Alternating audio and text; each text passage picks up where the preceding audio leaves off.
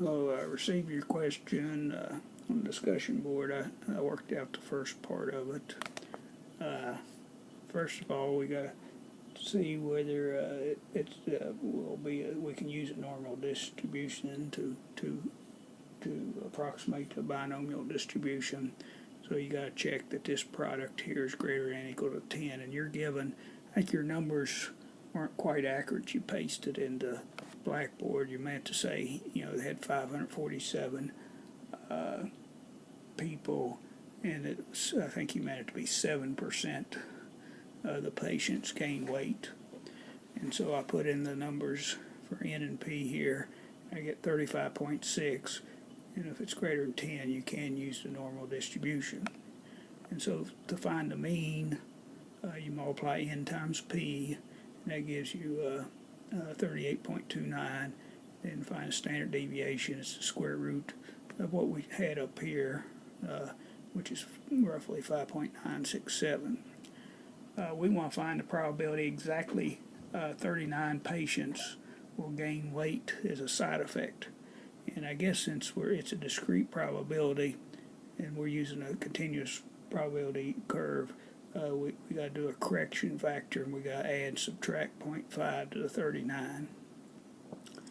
So I've tried to draw a picture of what we have here. We have a new normal curve. Here's the mean. Here's standard deviation.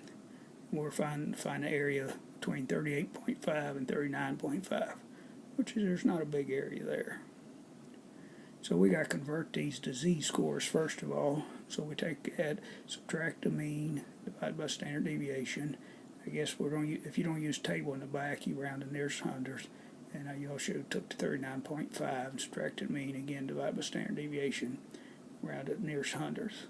Now you can do this in stat crunching on the calculator, and so this would be the probability that the z-score is between 0.04 and 0.20. So I just looked those two values up in the table, and for 0.20, everything to the left of 0.20 is 0.5793.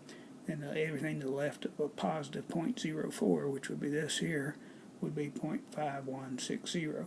So I just took their difference, and I get 0.0633, okay, which would represent this area here, which is what we're after.